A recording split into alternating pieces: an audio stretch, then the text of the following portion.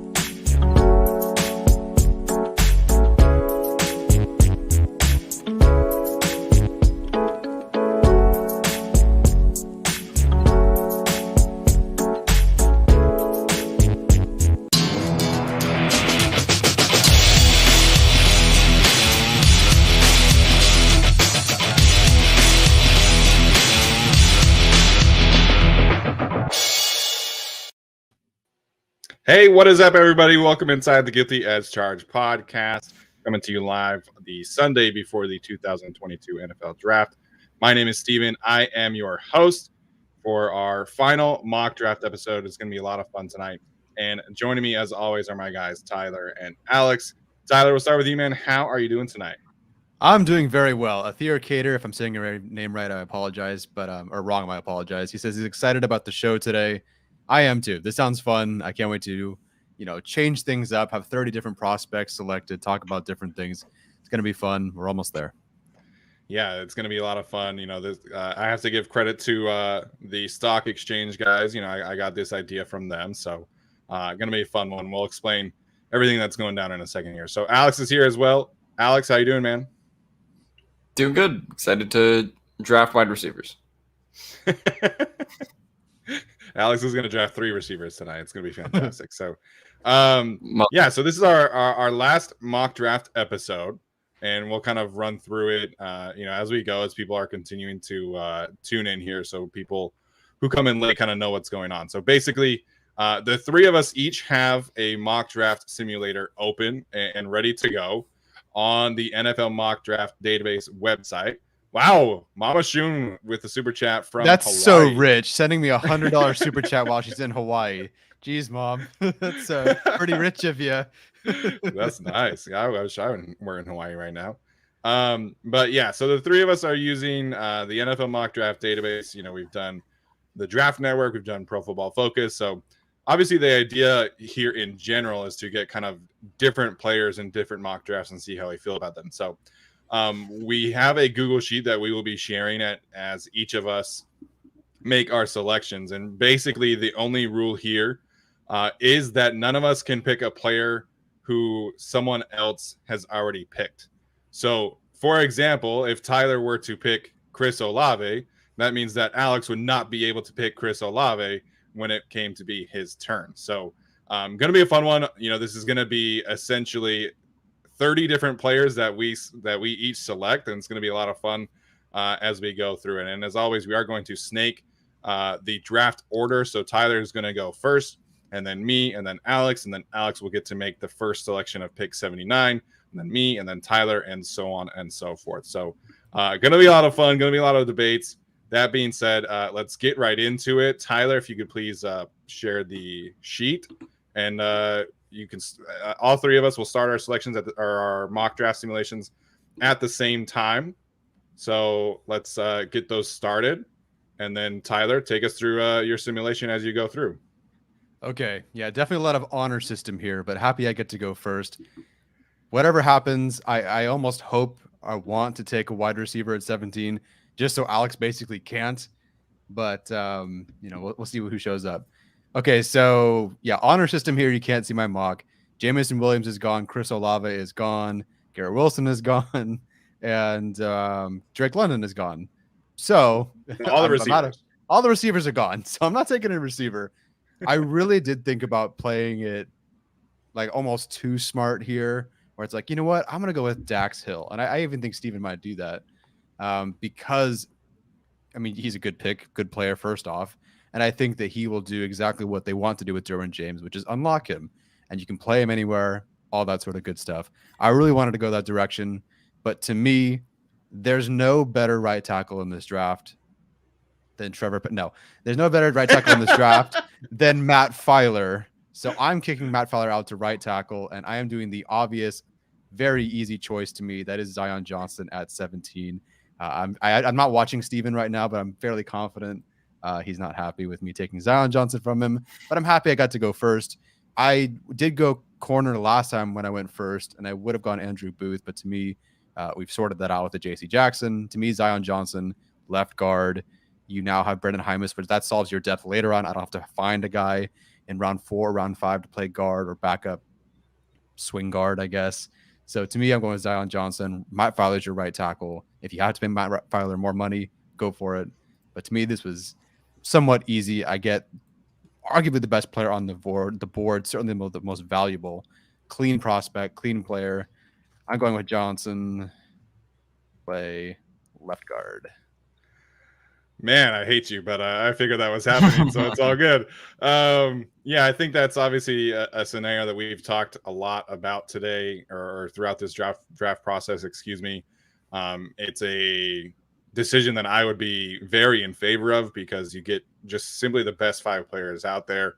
Mm-hmm. And again, you get a player who can hit the ground running. So in my simulation, we'll run through this really, go back here. So Chris Olave, Jameson Williams also off the board in my selection, or my simulation, excuse me. I keep on saying selection tonight. All right, simulation. Chris Olave went to the Saints, Jameson Williams to the Eagles, Jordan Davis to the Ravens, Trent McDuffie to the Texans, Kyle Hamilton to the Vikings, Garrett Wilson to the Washington Commanders, and Jermaine Johnson to the Jets. That was kind of my top 10, if you will. No real surprises in the top 5. But that's kind of my situation. So according to the mock draft database, Drake London is available for me. I feel like, again, like we've said, that'd be a great pick if Mike Williams had, decided to go elsewhere. Mm-hmm. Devin Lloyd is on the board, George Karlaftis, Trevor Penning, Andrew Booth, Traylon Burks is kind of their top players available. So again, since the Devin Lloyd thing is interesting. I keep on getting asked about this. I posted our linebacker rankings earlier today. I still don't think that Devin Lloyd would be a selection that Brandon Staley would make, investing that premium of a pick in a linebacker. So I'm going to go with a player that Tyler mentioned earlier, and that is Daxton Hill, the defensive back from the University of Michigan. Somebody that I think could really be kind of that Swiss Army knife that the Chargers really need in the back end. He can play in the slot, can play deep, can play in the box, and really allow Derwin James and Nasir Adderley to kind of really reach their potential. And again, just hit the ground running is really my focus here for the Chargers. So I'm going to take Daxton Hill with the 17th overall pick in my simulation. Yeah, I like Dax Hill a lot. I think you truly can find a guard later to play left guard and be a pretty solid starting, or just have Brendan Hymus be left guard. That's not really a scenario we're talking about. And you probably should go with someone like Dax Hill at 17. Obviously, we both like Zion Johnson more, so he is like higher rated, and it's sort of a position of need. But Dax Hill's awesome. I think that's a really good pick. I wouldn't even be surprised if that were the pick. All right, Alex, go ahead. All right. So Jameson Williams was off on my board, but Chris Olave was still available on my board, which was ultimately my selection at wide receiver. Left also to me on the board were Drake London, Kenny Pickett, and Trevor Penning. So I think it's safe to say that I go with Chris Olave in that scenario. I embrace the stereotype, go with wide receiver at 17, and figure out everything else later. I think Olave adds that speed component. The Chargers have been high on Olave, and I met with him. So I decided to go with him here and kind of figure out some of the other defensive holes and some of the other offensive line holes down the line in this draft. Yeah, I totally get it. Olave, that's my cutoff, I think. Even though I do like Sky Moore, I feel like Olave is my cutoff. Williams, obviously. London not on the board for them, really. So Olave is definitely the cutoff for wide receiver that I would consider at 17. So I get it. Makes sense. Go ahead and I can type that in for you if you want. Yeah, I can type that in, I guess. Oh, oops, too late. Well, never mind. All right. So, yeah, I think Chris Olave absolutely in play. We've heard from a few people, obviously, that they are a fan of Chris Olave. Of course, it makes sense, to add that kind of player. Really fits the pedigree character. I think he checks a lot of boxes for them and would absolutely help the offense. So, no surprise, no Trevor Penning, no Jordan Davis in our mock draft so far. Yeah. I feel like that's pretty on par for our podcast. So, Alex, as I said, is back on the clock here because we are snake drafting. So Alex will pick, and then me, and then Tyler. So Alex, back on the clock at pick number 79 in the third round. Okay. Before I get to pick 79, I have to figure out how to speed this up because I think I said it on realistic, and it's on pick 36. Just keep talking, man. Like, So let me filibuster while I allow this to get to pick 79.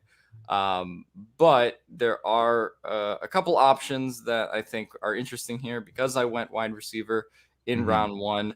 I think that either cornerback, you could either go offensive tackle here too. That's kind of been like the popular thing. If you do go wide receiver or just BPA in general in round one. But I do like the idea. Now it's at pick 79, so I don't have to filibuster anymore. There we go. There we go. It gets faster as the rounds go. I know mine's on fast, but the second round was pretty slow, and then the third round really sped up. So yeah. Okay. Yeah.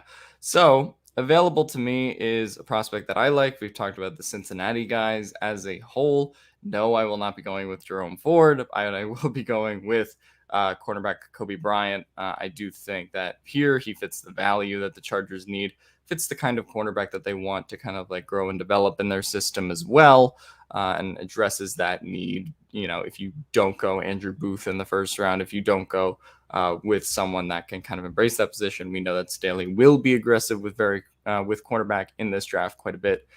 So I think going with Kobe Bryant here would be my selection. Yeah, nice. I think round 3, everyone's talking about round 3 as like, you should get a guard there sort of spot. And you definitely can. But I think a corner is a really good spot there. There's some corners or some safeties that are right there at 79. That's or at least in the simulations that are pretty good gets. So not bad.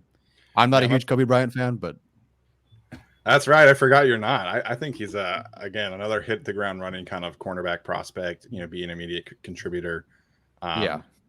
We'll see it. I can kind of see your concerns there, at least in terms of his athletic profile. But I'm a fan personally. It's also just he's played 3,300 snaps in 5 seasons, and we basically know what he is. I think at this point, whereas other guys I feel like I can mine more out of. Right. Yeah, absolutely. So I'm back on the clock here. Not a ton of good trench options to me. A lot of the tackles and edge rushers went. Tyler, your guy Nick Bonito went 45 to the Ravens in my simulation here. No, don't do that. Which would be just like absolutely perfect for them and him. Yeah. Perrin Winfrey is gone. Myjai Sanders went to the Chiefs. Jamari Salyer, who's a guy that I really like as a guard target, went earlier. Sean Ryan, who I don't like, went earlier. Nicholas Petit-Frere went early. Abraham Lucas 73 to the Colts. And then the picks, the 4 picks right before me were Quay Walker to the Broncos, Marcus Jones to the Ravens, Kobe Bryant to the Vikings, and Trey McBride to the Browns. So this is kind of a pick since I took, obviously the defensive back. This is a pick that I'm looking to invest in the trenches. This, at least on my board, is kind of a linebacker sweet spot. Chad Muma, Leo Chenal still on the board, which is pretty freaking tempting to me. Channing Tindall also on the board. Alec Pierce, Calvin Austin, receivers on the board. There's Cole Strange. I feel like he's more of a center prospect. So I'm kind of scrolling a little bit further than I would like. It's a tough BPA versus need situation here, it sounds like. Yeah, at least on my board, that's how it is. I mean, they're lower on Damian Pierce and Rashad White in this instance. Both of those players are available to me if I wanted to take a running back. Okay. All right. I know who I'm going to select here. So this is a player that didn't really stand out to me on first rewatch. His name is D'Angelo Malone, the edge rusher from Western Kentucky. He's kind of the discount version of Nick Bonito, if you will. Just a really twitchy, bendy, speed rushing kind of prospect. So he has 34-inch arms, so he kind of does check a lot of the boxes that the Chargers are looking for, at least as far as I can tell in terms of edge rushers. Was a standout at the Senior Bowl where he really kind of impressed me with his power, specifically his speed to power rush. The ability against the run, it is a little bit of a work in progress, shall we say, but I think in this instance with the Chargers, you're not asking him to come in and be a run defender right away. I think you have that. Frankly, I think Chris Rumph is a solid run defender option, and you can allow him to be a situational pass rusher. Leo Chenal, mighty tempting, but I think, again, we've just kind of seen that the Chargers are not really interested in investing these kind of top-tier picks in linebackers. So D'Angelo Malone, edge rusher from Western Kentucky, is my selection here. Nice. But 2 defensive picks for me. Hey, that's awesome. Alex, let me type in Bryant for you. I don't know why it's not loading in the sheet, but I did type it in. I don't know what's. Oh, really? Oh, okay. I'll just do it for you from now on. Okay. Okay. Yeah, D'Angelo Malone, I have not watched much of, but they do need an edge rusher. I'm looking to take one for sure. Obviously, I can't take Malone, which means I'm also not taking Sam Williams at edge, who is available because of off the field stuff. Yeah. I've taken a guard, so I'm happy there. No Abraham Lucas available for me, but that doesn't matter because I have Matt Filer. Obviously, Kobe Bryant's not even on my board to be taken, so I can't do that. So I could go safety. Leo Chenal is on my board. I just that's the pick for me, but it's not he's not going to be available. That would be who I would pick too, but I just can't see Brandon Staley doing that. With where their needs are at the premium positions. Yeah, and even I was just listening to Drew Tranquil talk to Derwin James on the podcast. I can't wait to play in front of, we're all going to play with Khalil Mack. And, technically that doesn't mean starting, but it just kind of sounds like, Tranquil and Murray, your starters this year, find some other guys later on. So I don't know. We'll see. I'm not going tight end. I'm not going running back as much as I'd like to. So to me, this comes down to, not edge at this point because Malone is gone. I can't do Williams. It does come down to wide receiver or corner for me. I do think that especially because I have the next pick, can find receivers later on in the draft. Not saying they're all going to be better than, I love Khalil Shakir. I love Calvin Austin. Don't get me wrong. Shakir is kind of perfect for them, as is Austin. But I think Shakir maybe feels safer because of all the roles and all the different things he can do. So I would like to go Shakir usually, but I think I can find receiver later on. Whereas corner, I'm a little bit more worried about. So to me, if I'm betting on who they'd take in the 3rd round of these two, it'd be Alontae Taylor. They've met with him. They have 3 connections to Tennessee, but I'm not going with him. I do still prefer Martin Emerson on this board. I think he's Bleacher Report's 6th corner overall, ahead of plenty of other guys. I like Martin Emerson a lot. Top 10 corner for me. Can play zone, can play man, 6'2", good tackler, aggressive tackler, maybe even to a fault. I liked his 2020 tape more than his 2021 tape. There's a lot there. He's young-ish. So I'm going to go with him. I feel like he can hit the ground running faster than Alontae Taylor. So I'm going with Martin Emerson out of Mississippi State. Yeah, I'm a big fan of Martin Emerson. I think, there's a bit, a work in progress situation with him, and at least in terms of man coverage. Yes. But very adept in zone coverage. I think he's got a lot of the instincts that Brandon Staley likes. He's a fantastic tackler. And, he's long, physical. And I think that gives him, a pretty seamless transition out of Michael Davis next year. So I'm a fan of Martin Emerson for sure. Yeah. Okay. So I feel better about that because some of the guys later on are just, he's a slot guy or he's a tradesy corner sort of guy. Yeah. I think Emerson can play. He did play against top competitions. I feel good about that. Okay. Because I feel like I can find guys later on, I am going wide receiver here. I'm potentially ripping out Steven's heart again. I just got to one Bo Melton today. And yes, his offense is complete shit. Sunk your battleship, Steven. What's that? I said sunk your battleship, Steven. Yeah, I know. To me, he checks enough boxes. I don't know if the Chargers really would invest something really early. They are looking for a speed at wide receiver. I think they're looking for missed tackles, forced yards after the catch. Melton runs that 4.34. He on our 35 wide receivers ranked. He is in the upper third in missed tackles forced and yards after the catch per reception. So to me, that's a really good get there. He's 143rd on the consensus big board, and we're picking 123. So it feels early, but to me, he's a Senior Bowl guy, Senior Bowl standout. The production isn't great, but because the offense was really bad. I hated watching him run out and ups and then just they throw a check down, even though he's wide open. So to me, Boat Melton, fourth, checks that speed category, checks the yards after catch, missed tackles forced, checks the Senior Bowl thing, checks what they need, but still good value. A little ahead of where he's projected on the consensus board, but I do think he's a good fit for the Chargers as they eventually move on from one Jalen Guyton. I don't know what Josh Palmer's role is going to be, but I think Melton's is separate enough where I feel like he doesn't interfere with someone like Josh Palmer and then can eventually replace a Jalen Guyton or start over him. Alex, you want to talk about Melton for a second? Yeah, no, I mean, I think that Melton's a really solid pick here. If the Chargers don't go wide receiver in the first 2 rounds, I think he's kind of a likely guy. If the Chargers do want to draft receiver there, although they did take Palmer last year, so I don't know how high receiver is in their priorities above, what the need is, I guess, based on that position. But if they want to go with him, I think that he'd be like a perfect fit in terms of the offense that they like to run.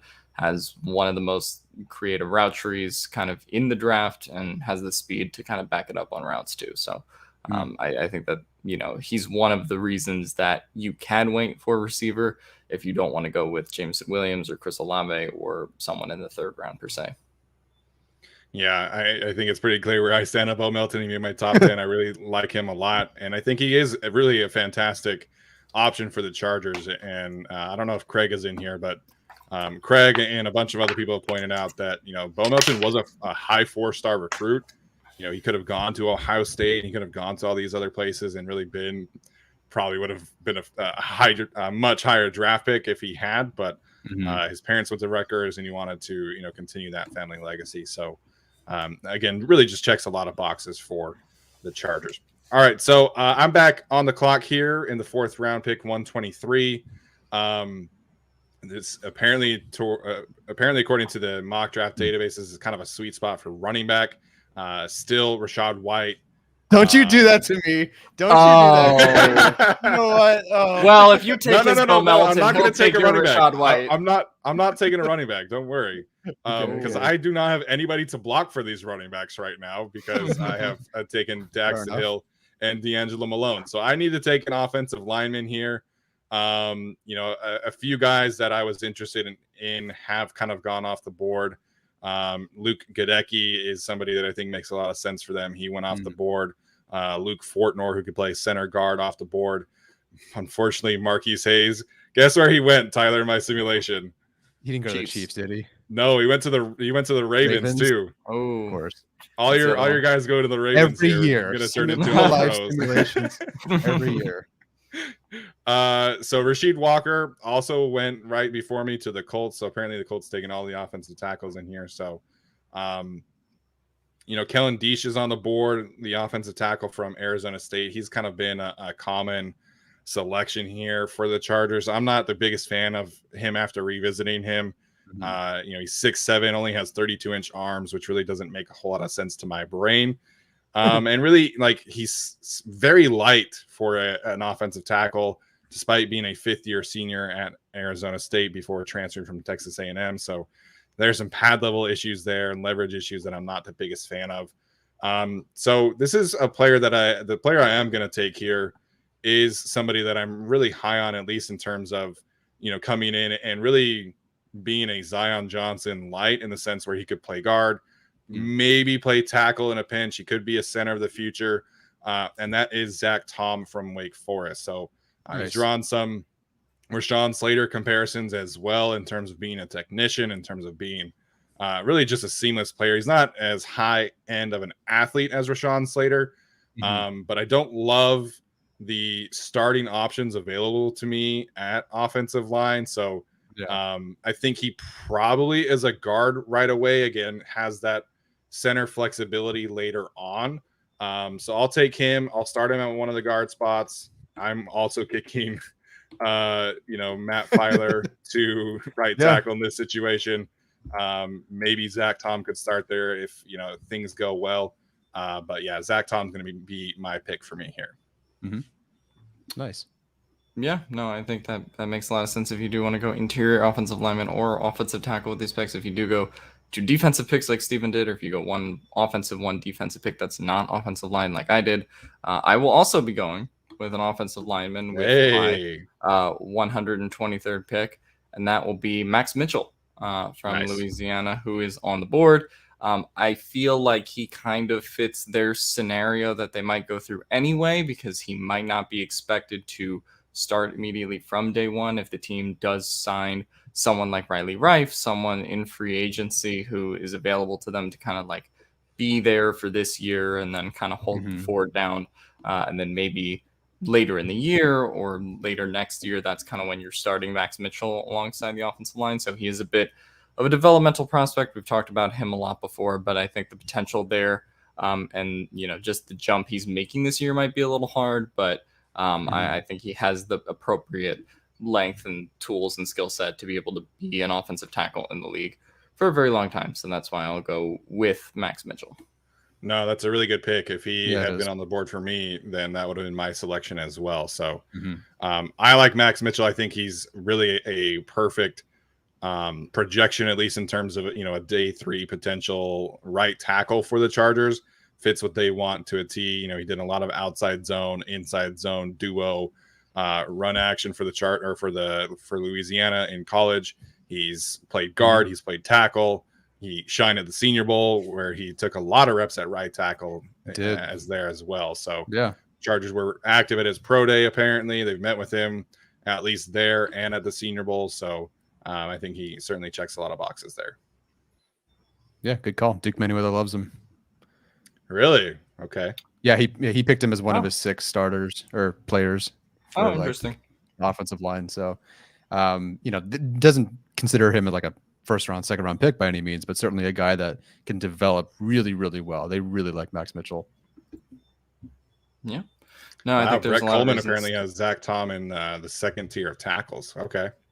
I think he could certainly play tackle. I think, if that's your situation, right? I think, if you're drafting Zach Tom in my situation, right, you're frankly just letting him and Matt Filer, kind of battle it out and see where the best 5 is at. So, if you're putting him next to Ode Abuji potentially coming back and you're sticking Tom at right tackle, I feel okay about that. But I like Tom a lot, and I don't have any doubt in my mind that he would be an immediate starter. Yeah. And then now that we're snaking it and coming back around, I'm going to do the thing that is a very stereotypical pick for me. There are a couple running backs on the board that I do like. There is Pierre Strong. There is Zamir White. There are guys that I like here, but there is also one Cincinnati running back, Jerome Ford. I'm going to pencil it in. He is a home run hitter. I believe in this guy a lot. I know Tyler is the complete opposite on him.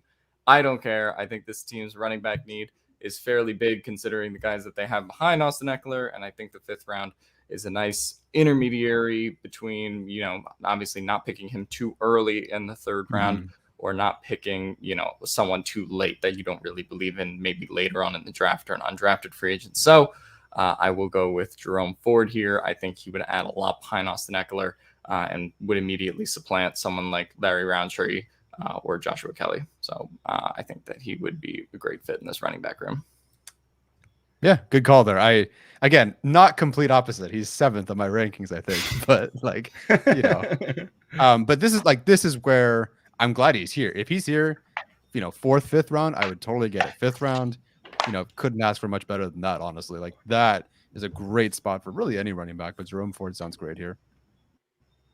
Yeah, I think Jerome Ford in the 5th round is fine value. He is on the board for me as well.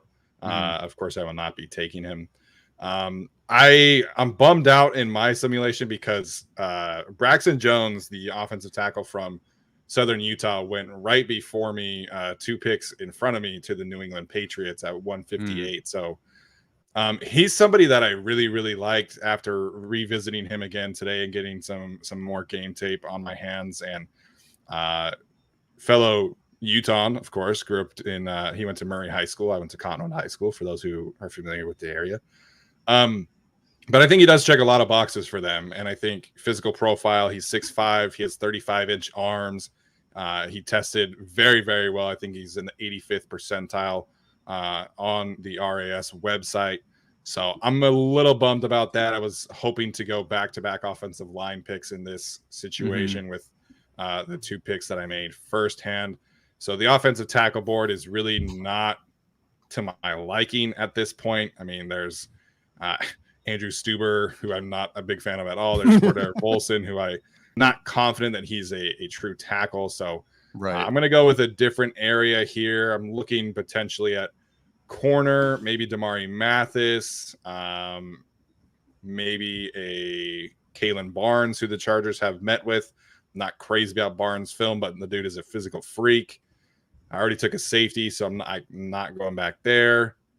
Wide receiver board, I'm not crazy about. So, yeah, I'm going to go with Damari Mathis, somebody who obviously has connections to the Chargers, University of Pittsburgh cornerback. And again, I think just gives them a bit of a different profile out there on the outside. I know I already took Daxton Hill, who could potentially play corner right away. But I think this is kind of a best player available pick for me. Make sure I spell his name right on the sheet. Yeah, okay. But yeah, I think this is a good situation for him to come into and potentially be a backup right away and fill a need, play some special teams.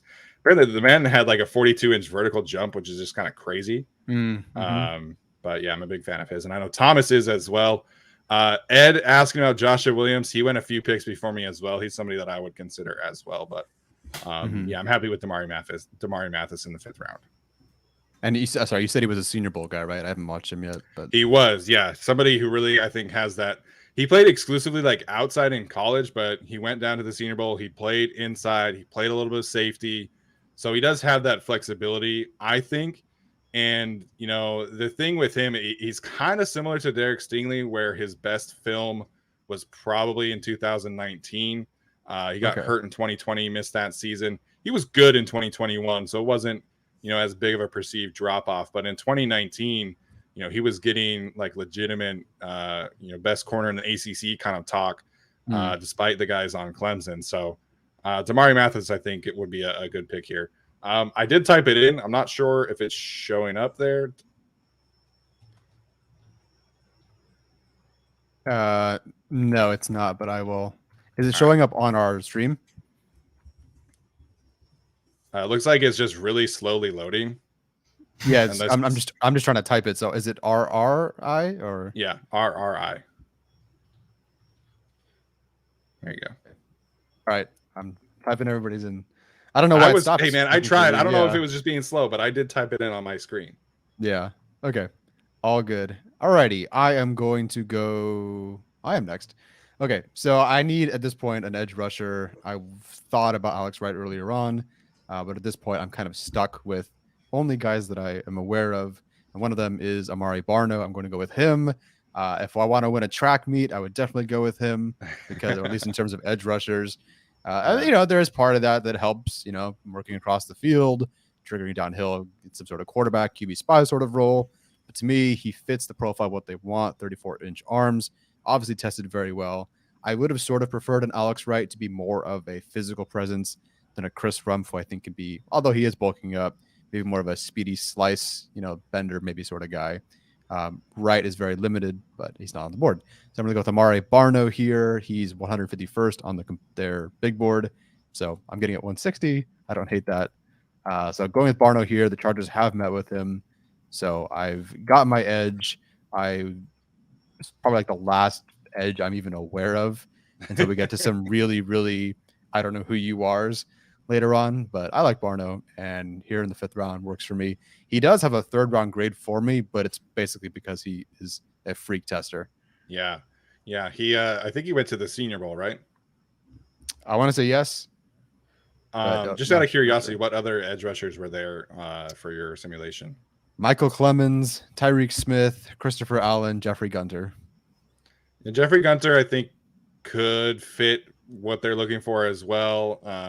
He tested like a freak himself, and he's a little bit more of a physical presence than Amari Barno, in my opinion. So kind of give them some balance between Rumpf and Gunter. But yeah, I'm not upset about Amari Barno in the 5th round by any means. Yeah, I mean, maybe I like Gunter more, maybe I like Allen more, maybe I like Clemens more. Haven't watched him, so I don't know. Couldn't tell you anything about them. All right, Tyler, you're back on the clock here in the 6th round. I am back on the clock. Okay, so and Damari Mathis is still here. Josh Williams is somehow still here. All right. But I have my corner. Not that I, don't want more corners, but I have my corner. I'm not going with Dane Belton. That guy missed every tackle I possibly watched him try to make. Is that the kid from Iowa? Yes, that's him. Sorry, I forgot to hit play on my simulation. So no wonder they're still on the board because I didn't hit continue. So moving along now. Okay, now we're here in the 6th round officially. Let's see. Mathis is still on the board. Actually, this time. I'm not going Matt Ariza, but just for Ariza watch, he is still there, in case anyone was wondering. This is a spot in the 6th round. If I didn't go wide receiver, I feel like even though he's low on the board, and I know you tweeted about him earlier, Steven, Jaquari Roberson, I think is a guy that probably should go earlier than some sort of undrafted free agent or dart throw day, round 7 pick. Absolutely. I think he's not amazing, but a legit day 3 pick, in my opinion. Don't know enough about the safeties to go with one of them. Most of the interior defensive linemen sort of guys that I would have gone with are gone. I'm just talking my way through this so I can figure out who I want. They're just like, now we're getting to the part of the draft where it's like, I don't know. Okay. Man, I wish I'd watched Abram Smith because he's here, which would be pretty late, I think, based on where he's projected to go. I don't think you would like Abram Smith personally. Really? Okay. Never mind then. He's like we talked about, I think we talked about him yesterday. He's 6 feet tall, really has like no bend, no twitchiness to him. He's just a hit hole. And he's a good physical runner, right? Yeah. But there's just no creativity about him, if you will. Yeah. Okay. I'm still gonna pass on running back, even though like I like guys later on. I swear I can find one later. I'm not forgetting about them. You did go Damari Mathis, so I can't go him. So I'm going to go with a player that they have met with, who is just going to be your sort of developmental outside man guy, a guy who's got tons of speed. That's not only the thing that he has, but it's certainly the prominent feature for now. That's Kaylan Barnes out of Baylor. Get a guy on the outside who can burn, maybe play some slot, I don't know. But he did shine at the Shrine Bowl, if I'm not mistaken. So I'm going to go with him, Kaylan Barnes. I don't have the highest grade on him, but we're here in the 6th round. Yeah. So I'm cool with that. Develop him, let it work. Special teams for sure. Yeah, I think he was a state champ, 4x100 relay man, I think in Texas, if I'm not mistaken. So Baylor loves their track guys, and I think he absolutely fits there. Alex, any thoughts on Barno or Barnes for Tyler's board? Nice name. Getting both of those on the team, I think those will help. I do like Barnes quite a bit. If you do want to go cornerback later or double up on cornerback like Tyler did in his mock draft, and we think Staley, there's potential that he may just do that in this draft. So if we're drafting this as the Chargers are going to be doing it, then I think that drafting 2 cornerbacks, maybe one in those first 3 picks and then one in those second 3 picks, is probably more likely than people think. Yeah, absolutely. So, all right, I'm back on the clock here in the 6th round, pick 195. I'm going to go with a guy that Tyler mentioned, who is Jaquari Roberson from Wake Forest. I think the Chargers do need to address the receiver position, at least get some competition in there. So Roberson is somebody that I was late to the party. Obviously, I was watching him again today, but he's got a good release package off the line. I think he's a good deep route runner. Really fits that backside Z role that I kind of envision that Jalen Guyton is playing right now. Josh Palmer can play. So I think he only ran a 4.5, but I think he does play faster than that. Somebody that really has some good contact balance, yards after catch ability, good size as well. I think he's close to 6'1", if not 6'1". So he's somebody that I don't really understand why he's getting like zero buzz about him. As somebody who had back-to-back 1,000-yard seasons in the ACC, and he's not. I forget his name right now. The receiver from Wake Forest that we all hated 2 years ago. His brother was a linebacker for North Carolina. Anyone? I don't remember off the top of my head. It all kind of blends together. Anyways, the only Wake Forest receiver I remember was like Sage Surratt. Surratt, yeah, there we go. That was Surratt? Okay. Yeah, okay. So I'm gonna take Jaquari Robertson here, somebody to come in and bring some competition in the room. Play backside Z. I think he's a good physical, fast player, so I really like him. Thomas pointed out that Kaylan Barnes, that is, set the Texas high school record for the 100-meter dash. So very, very fast. Yeah, it shows. Special teams all the way. All right, Alex, go ahead. All right. I will also be, I'm going to give a little preview of the next two picks in general. I will be addressing trenches with both picks since I have the next two picks outright. I'm going to go with Cade Mays for interior offensive lineman. I think he does generally project more as a center going forward, but it is worth pointing out he does have 34-inch arms. I don't think he has short arms that would necessarily prevent him from playing guard in the league. So he has played all 5 positions before. So this is kind of a Brandon Staley versatility pick here. I think you can kind of, depending on what they do with Ode Ibushi and Brendan Hymas and all the other things that we talk about on the interior, he's a guy that can either just kind of sit and develop, or maybe he sees action immediately. I think it would be more so you just sit him and let him develop in that offensive line room. But I think he can, he has some nice moments on tape as well, shows some flashes. And I think if you get him to be a little bit more consistent, just as a blocker in general, then you can have like a steal of a pick here compared to what his, projected value could be. And I will also be addressing the trenches with my next pick, like I said, and I will make it a very Tom Telesco pick. Notre Dame defensive tackle, Myron Tagovailoa. I will go with him here. He has a second last name, doesn't he? Myron Tagovailoa Amosa. Sorry. There you go. But yeah, so he is a Notre Dame defensive tackle. Of course, Tom Telesco, as Jerry Tillery exits, Myron Tagovailoa enters. So I think this is a very, obviously biblical pick here for Tom Telesco. He gets to, he gets to replace Jerry Tillery. And, I think that Tagovailoa is kind of a 6th, 7th round guy in general, has shown some flashes on tape at Notre Dame that I think are impressive, but I don't think that he tested decently well at the combine enough, but I think with what they've signed in Austin Johnson, obviously with Sebastian Joseph Day as well, Jerry Tillery is also going to be starting this year, as Tyler continually points out. I think he's a guy that maybe you can just kind of stick back there as well and, let him develop as well in the same way that I just talked about with Cade Mays. So I think that he's kind of a very Telesco-y pick in the vein of like a Alohi Gilman pick a few years ago. And you just kind of let him sit there and let him develop. Yeah. Did I spell his name right? You did. Yeah. Yes. Okay. Pretty good. Look at Alex making some smart offensive line picks. I like it.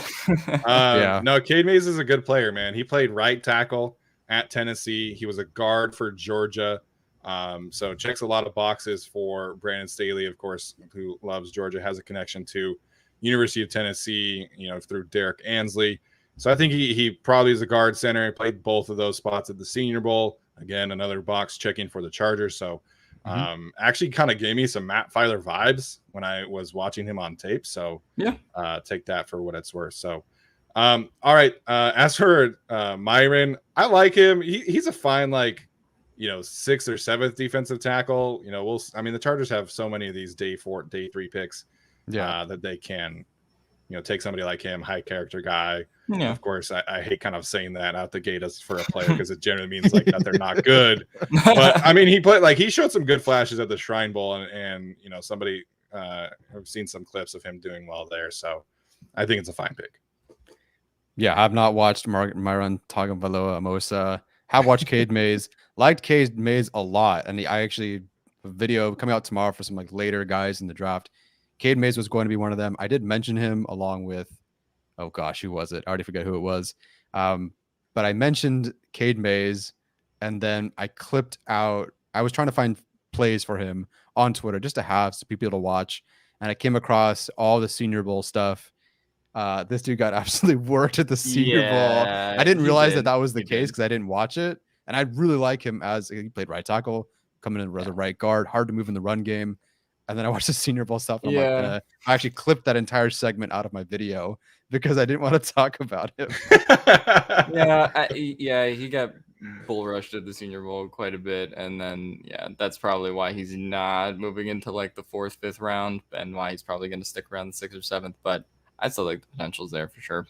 Oh, especially in the 6th round. I mean, he's immovable for sure. Value. He's out in space in the run game as a tackle. He was just moving like crazy. Or moving people like crazy. There we go. All right, so I'm back on the clock here in round 6. This is going to be another offensive line pick for me. I figured I would be able to get this player later, and that is Jean Delance, friend of the show. Came on and interviewed with Maddie Schmidt, of course. So I'm a big fan of the flexibility that he offers, and I think he's somebody that really improved while he was at the University of Florida. I was listening to the Athletic Football Show today, and they had Dante Scarnecchia on the show, and he's, of course, arguably the best offensive line coach in the history of the league. And one of the things that he was saying that he always looks for in offensive line prospects, kind of above everything else, is the ability to successfully hit backside cutoff blocks and frontside reach blocks. And then he believes that you can kind of take a player like that who has that range, has that athleticism, and kind of work with everything else. And so I think Jean Delance is a work in progress as a pass blocker, kind of got put on an island way too much in 2020, where he allowed a ton of pressures at the college level. Again, I do feel like he did improve. So this is another similar pick in terms of like Zach Tom. I think you can get 2 players who just have position flex. They have really high-end athletic traits. Jean Delance has like 36-inch arms. The dude is a freak, has tree trunks for arms. And I think he's just a fine developmental prospect. Maybe he's a tackle. Maybe he's a guard. He thinks he can play center as well, as he said to Maddie. So I'm a fan of the flexibility that he offers. And again, the tackle board, once you get past a certain point, is just not great. Like, there's Ryan Van Demark from Connecticut on here, Vidarian Lowe. There's not even like YouTube of Connecticut games past like the content and a couple of, at least in terms of the offense. Like there's Travis Jones clips on YouTube, right? There's nothing for the Connecticut offense. I searched and couldn't find anything. So Van Demark is much taller. He's probably a little bit more physical, at least according to other people, but haven't watched him. So I'm going to go with Jean Delance, who I have watched, and just get more athleticism and positional flexibility up front along the offensive line. Yeah, I like it. I haven't watched a whole lot of him. I've only watched the Alabama game, but anyone who can hold up like he did against Alabama and you get him in the 6th round, that's something you definitely want to work with. Where would you have him playing if you had to pick? I think if I had to pick, I'd have him at guard. I think he and if you compare him and Brendan Hymus on the RAS website, very similar profile, very similar scores. Brendan Hymus didn't do any of the short agility shuttles, so drills, so his score is a little incomplete. But very similar frames. I think Hymus is a little bit shorter arms, but I think he probably is a guard, but I think he can kick out to tackle if need be. Right on. Okay, simulation is through. Okay, I am going to go with my running back here. We don't pick for another 20-something picks. I think this is going to be hard for the no repeat picks now that we're at this point in the draft. Nah, we got this, man. I'm going to go with the player. So I'm not – I was tempted to go with your recommendation, but I haven't watched him, so I won't do it. Keontae Ingram, won't go for that. I don't have any numbers on him anyway, so I'm going to go with Shashan Corbin here from Florida State. Again, a guy who was more in the gap scheme of Florida State, but to me, you're looking for a couple of things here. At me in particular, I'm looking for yards after contact and some work in the passing game. Of all the running backs we charted, he's first in yards after contact average on our board, third in yards per attempt. He is 5th in breakaway rate, whereas someone like a Jerome Ford is 10th for what it's worth. And hey, being fourth in pass blocking efficiency is not bad. He's a guy who can run your wheel. He can run your Texas route. He can do all that sort of stuff for you. So again, good breakaway rate. Not the fastest guy. I think he's like a 4.5 sort of guy. But again, the breakaway rate speaks for itself. Number 1 in yards after contact, fourth in pass blocking efficiency, can run your Texas, run your wheel, run your screens, all that sort of stuff. So I'm going to go with Shashan or Jashawn. I don't know how to say it specifically. It's Jashawn Corbin here. That pick in. So I'm happy with that. Now we are in pick 236. Let's see who's available. Perfect. I am going to go with... Everything comes up so fast here. I'm going to go with Chance Campbell here. I was hoping I could take him. Yeah. So to me, Chance Campbell, I forget what his RAS score is, but it's very, very good. He's a guy that, at this point, taking linebacker, I think he'll kind of be able to do what, Troy Reader can sort of do. I don't even know if they go linebacker in the draft at all at this point. But to me, if I'm looking for a linebacker, I want a guy who's got the RAS score, got some reason to develop him. So he's not that bad there. He is first in pass rush win rate, second in pass rush productivity. On the season, he had 42 pressures, 7 sacks to go with 52 run stops. So why is he here so late in the draft then? More of an attacking role than a diagnosis, read and react sort of role. But at this point, again, you're looking for special teams, you're looking for development. I'm going for a lot of guys who are, pretty good athletes, high production, by all means seems to be, a good guy. So I'm going to go Chance Campbell here to really just add to Chance Campbell, play linebacker to develop, to be the attacker. That is basically what Brandon Staley wants in his defense. Yeah, there you go. All right, so back on the clock for me. I'm a little worried about my defensive line depth. I don't really have any good options, unfortunately. Like literally everybody, like even Thomas Booker is gone at this point. So there's like Marquand McCall, Noah Ellis are on the board. I feel like they're just, copy paste what you think about them and what you think about. Damn it, I'm totally blanking on his name right now. Forrest Merrill. There we go. Oh, okay. Yeah. I'm not too positive that they would be able to be an upgrade over Forrest Merrill or Braden Fajoko. So I honestly might not even draft a defensive lineman, just kind of where the board is at for me. Mm-hmm. I'm looking at running backs. Shashan Corbin's on the board. Alex's guy, Isaiah Pacheco's on the board. Keontae Ingram, who's kind of my copy paste pick in mock drafts, is gone. I think Master Teague is still on here, but I'm not super confident in his evaluation. CJ Verdell is on the board. I know him pretty well, but he's coming off an injury. Let me look at some of these linebackers. All right, so I'm going to go with Kyron Johnson from Kansas. Oh, nice. Good one. Yeah.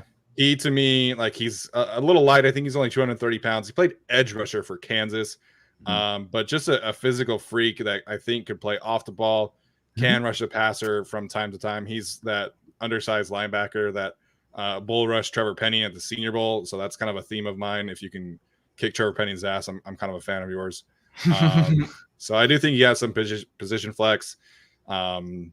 Nephi Sewell, my guy from Utah, is on the board, but I think Kyron Johnson simply is just a much better athlete. So I think he'll be able to play on special teams again, maybe be a situational pass rusher off the ball. We'll just kind of figure his position out as we go. Yeah, I like it. I just dove into him a little bit today, and surprised to see that he looked undersized, but I don't think he played anything like it. Yeah, no, I think Kyron Johnson's a great pick too. I will go with 2 controversial selections here in my snake draft. Oh, you're going to take a punter, huh? Not a punter. I will go with Brown quarterback EJ Perry here as a Swiss Army knife kind of quarterback. I don't think they're necessarily going to use him in a Taysom Hill role like has been publicized kind of in like the draft sphere for him. Thank you for hating Taysom Hill there. But I think he does have high athletic traits as he's shown kind of in his testing. And if you can, one of the things Jason used to say when he was on the show is if you can develop a quarterback, or take one every year, then you can develop them and ship them off to another team, get some kind of asset for them. And that's sort of how I view this pick. Easton Stick is coming out the door next year, and Chargers never really boosted his value. His value is kind of what it is. So if you can get someone else in like a quarterback factory way, like the Eagles like to say, I do like EJ Perry sort of in that role here. And you can see kind of what he turns into. Chase Daniels also playing year to year. So maybe the Chargers just kind of address backup quarterback by taking one of these 7th round guys. And he's the one I think with the most upside. I will also take the brother of the guy that punched Justin Herbert. And I will take Connor Hayward, fullback tight end from Michigan State. Brother, of course, Steelers Cam Hayward. I think he's he had a good Senior Bowl, interesting fullback tight end prospect. If you're sort of looking for a Steven Anderson kind of replacement, didn't necessarily want to go offense all with these like bottom picks here. I did kind of want to address defense a little bit, but I thought the value was a little too good pass up compared to what else was on my board. I could have gone Isaiah Pacheco, but I already took a running back, so I'm not going to do that. So for me, I will go with Connor Hayward here. I think he showed a lot of, promise as a blocker. The way he runs on routes is really interesting, and just combining that with his blocking makes for a really just interesting kind of like hybrid player that the Chargers have kind of been looking for in their tight ends, both before Staley and especially after him. I think he could be a very interesting Steven Anderson kind of replacement. I guess they did kind of draft Trey McKitty to be that, but never hurts to add more depth, especially later in the draft here.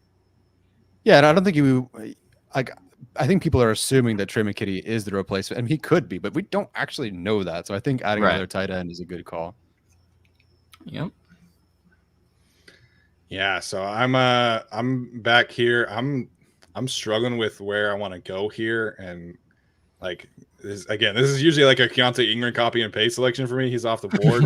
I do need a running back. Isaiah Pacheco is on the board. CJ Verdell's still here. Kennedy Brooks from Oklahoma. Not super familiar with him. Daniel Popper took Snoop Connor from Ole Miss and his. So, all right, I'm going to go with a bit of a wild card pick here. I'm going to go with Ronnie Rivers, the running back from Fresno State. Not a super high-end athlete, but I like his vision. I like his contact balance. Again, my kind of running back who I think has that elusiveness. I think his RAS score is pretty low, so sorry, Alex, but I just need a runner that I trust can actually see people and make them miss, and I don't think the Chargers have that right now. So I like Ronnie Rivers, 7th round, and apparently Kennedy Brooks has off-field issues. So there we go. Yeah. Who has off-field issues? Kennedy Brooks, the running back from Oklahoma. Gotcha. Okay, cool. Ronnie Rivers. Alrighty. Okay, I got some guys like later on I could probably invest in, so I'll figure those guys out later. Not take another running back, although I feel like I don't want to take many running backs yet. I feel like they need 5, but I will pass on taking that many at this point. I mean, with 4 7th round picks, man, just add competition. True, absolutely. Okay. I almost wanted to take that James Madison quarterback just to have another quarterback on this board, but I won't do that. They've met with him though, right? They did, and the report that they loved him is overblown. I'll say that much. All right. Well, it's because he told me that, so it's not. It's overblown. He's like, no, that's pretty over exaggerated. Like they're not in love with him, but they did have good meetings with him. I'm gonna go with Illinois tackle Vidarian Lowe here. Again, we're in the 7th round. I want to say Sam Tebby was a 6th rounder. Yes. Yeah. So you know what? We're getting Sam Tebby 1 round later. So I'm gonna go. He's back. Lowe. He's back, baby. And hey, I think he might have helped them get No, he didn't get a comp pick for him. No, they did. He's one of these picks. Oh, look at that. See, everything works out in the end. So Vidarian Lowe, maybe this is the pick. I'm going to go with him. They have met with him. I do like him in the run game. He's quick off the line, but otherwise could use some work in pass protection. Obviously, he's in the 7th round. But at this point, I'm looking for another tackle. I do need another tackle here, just in the off chance that, beat out Storm. Got to beat out Storm Norton. Eventually could be your swing. So yeah, going with that. I'm going to go with a player next that I have not watched. So it's cheating. Stevens, I think, passively watched him. That's James Empey, the interior offensive lineman from BYU. I know it seems kind of like, oh my God, I'm taking another guard, but I need someone better in my interior here to kind of help fill things out. I don't feel really good about taking, I don't know, Lucas Kroll. I already a punter, James Madison quarterbacks. So I'm gonna go with James Empey here for the sole purpose that A, you can work in your zone for you, and B, Duke Manyweather says he is one of the smartest film breakdown guys he's ever been around. So that kind of smart stuff. I'm picking brains here. He might suck on the field, but I'm going with brains here. I'm going to go with James Empey, the interior offensive lineman from BYU. I mean, if there's one thing that BYU does good, it's develop a smart offensive linemen. So, there's my one compliment to BYU for the year. Is he good? I don't know. But... I don't know. I'm not watching BYU film, so watched him probably a little bit last year, but it is what it is. All right, so I'm gonna take potential blocking tight end with my pick here. I'm not taking Connor Hayward, obviously, because Alex took him. So I'm gonna take Chase Allen from Iowa State. Okay. Charlie Kohler can't block and won't block, and so that's what Chase Allen did at the University of Iowa State. Yeah. Really good blocker. I think he does a lot of H-back hybrid stuff for them as well. And I think he does have a little bit more upside than just being a blocker. So there's some versatility there that I like. I mean, you need to replace Steven Anderson like you guys were just talking about. And so Chase Allen from Iowa State is my pick here. Yeah. All righty. Chase Allen. Yeah, no, I think that makes a lot of sense. Just going into what's kind of left on my board here. It's not a lot, but I do think the Chargers probably will address safety at some point in this draft. I have been going offense the last 2 picks, so I'll actually go with Virginia's Joey Blunt here. I did kind of talk about him in my top 10, top 15 safety range guys. On the back end of that, I think he kind of fits what the Chargers want to do. And so for me, this is sort of a, just you're kind of dart throwing at this point anyway.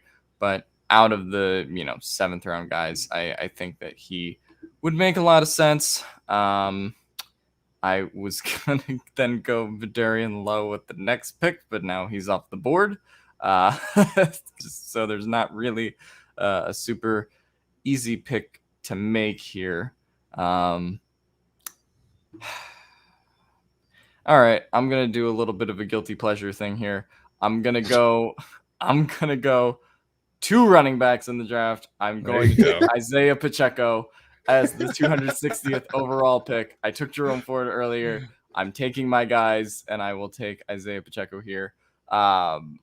There wasn't a lot of value here just for cornerbacks and safeties. If you just want guys to play special teams, that's fine. But I think the Chargers kind of have enough of those, and I just did take Joey Blunt to sort of like ease the Alohi Gilman and Mark Webb injuries that the team had last year. So going to allow myself to cheat a little bit and take Isaiah Pacheco, and hopefully Larry Roundtree and Joshua Kelly are just shot into space.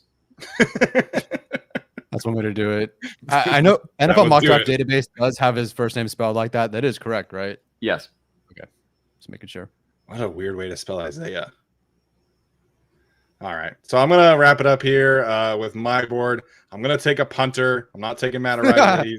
He's off the board, but I'm going to take Jordan Stout from Penn State. Here we go. For my money, I think he is the best punter in this class. I think the numbers back it up. So, people talk about Matt Ariza, who just kind of wants to kick the ball as far as he can and kind of see where it lands. But Jordan Stout is an actually good, legitimate punter. I'm not convinced that J.K. Scott is the long-term answer. I know Thomas Martinez approves. Me and him have kind of talked about Stout.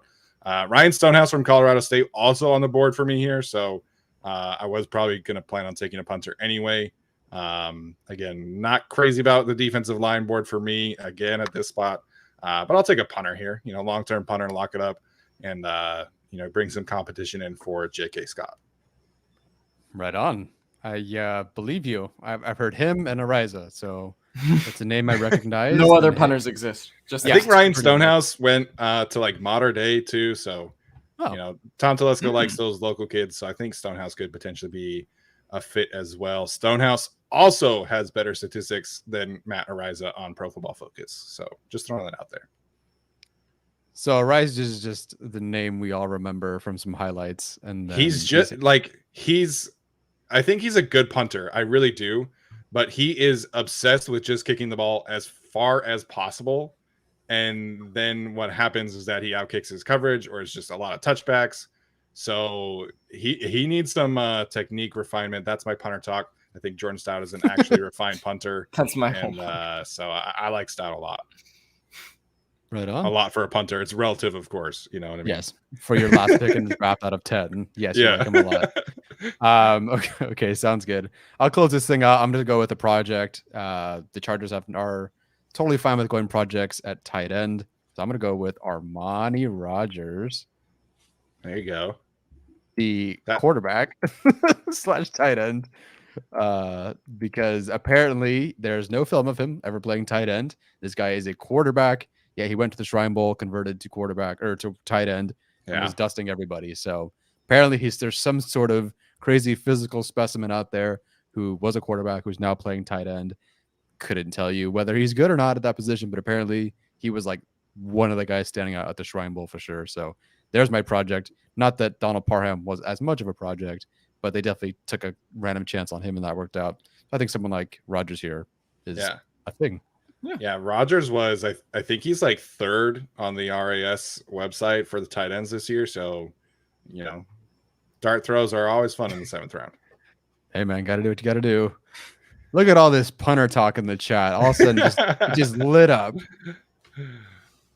So Thomas Martinez is comparing Ariza to a pitcher that throws 100 plus but has zero control. So what's that reliever pitcher who used to play for the Yankees? Aroldis Chapman, I think. Chapman, yeah. Look at that. We got some baseball talk on here for a second too. I hope everyone enjoyed the Dodgers and Padres series wherever your team lies. I hope your team won. I hate baseball. Oh my god, baseball is being played right now? I haven't been paying attention. Yeah. I don't know. Not in Oakland though. Apparently, that's the one thing I haven't been paying attention to. All right, Alex, we'll start with you, man. Let's run through your draft here and kind of how you feel about it, how it went for you. So I feel like I kind of got lucky a little bit with the first 4 picks, just the value that I got for each of them. You know, obviously in some situations, someone like Max Mitchell is not going to be available in the 4th round. And then, you know, maybe Jerome Ford isn't available there. So, you know, I think I like how that broke out. And then I like the way that I kind of stacked the depth. In terms of what I didn't address, I didn't really address edge. I mean, that's kind of the one glaring weakness I look at, but there's probably one position we all didn't address just based on how the draft shook out. That's something I would have liked to have done. But no, I think in theory, I came into it thinking, okay, you draft your Olave first and then, or your Jameson Williams, and then you kind of attack defense later in the draft. But just how it naturally played out, I took defense when I thought it was right, but I also took some offensive options when I thought it was right. So I didn't come into it necessarily thinking it had to be defensive first, I guess. So no, I like how the process played out.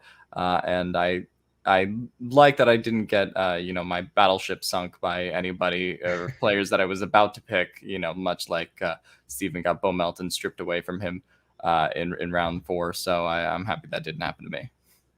Yeah, I'm cool with that. I mean, Tyler made a great pick there, and it's not like, I'm very happy with Zach Tom. I think Zach Tom would be a bargain pick in the 4th round. And so I think for me, I wasn't crazy about how the board panned out for the defensive line in particular.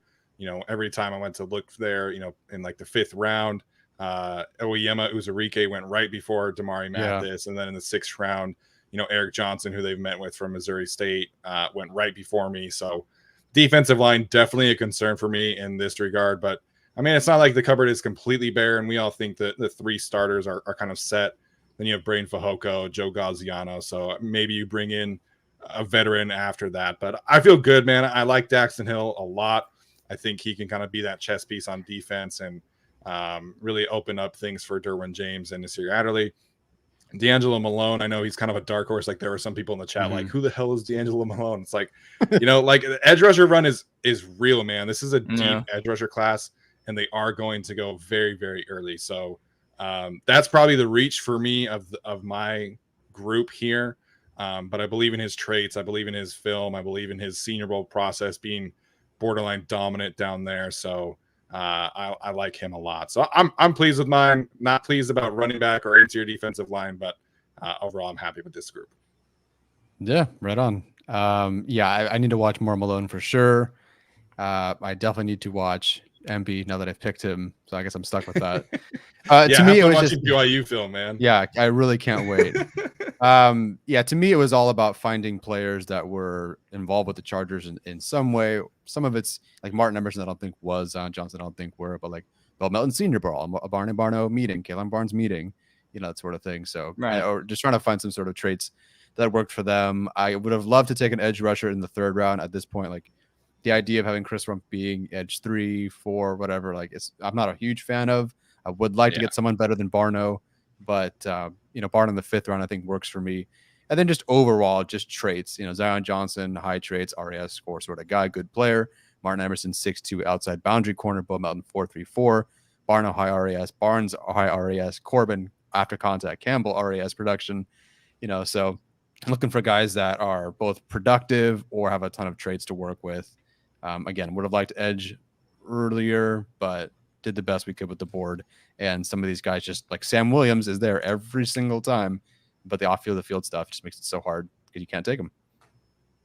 Yeah, I was watching some of the Braxton Jones Senior Bowl stuff today again, and Sam Williams kept on standing out, man. But the off-field issues are, I think, take him off the Chargers board for sure.